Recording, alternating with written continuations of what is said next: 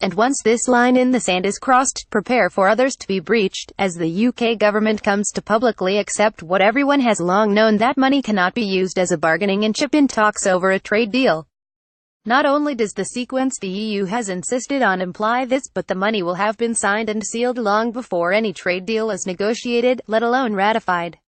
The British government needs to move on to trade talks, and so it is under enormous pressure to move on the money. And once the Article 50 business is done, there will be more bowing to the inevitable. Already, Brexit Secretary David Davis has begun this next long march, suggesting the UK is willing to accept the jurisdiction of the European Court of Justice in the first part of any transition deal.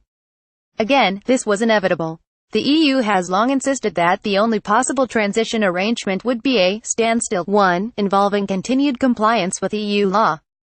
For all its complaining and public reluctance, the UK is inching towards acceptance of this fact, too.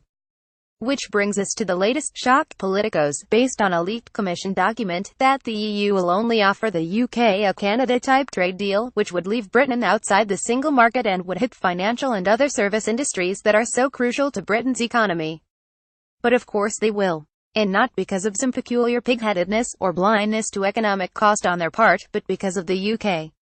Given that Britain has ruled out membership in a single market and the customs union, Canada is literally all that is left.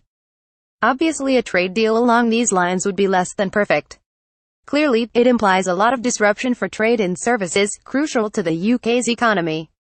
And sadly, it also implies tariffs and border checks. That a Canada-type arrangement is not ideal when it comes to preserving trade levels is blindingly obvious.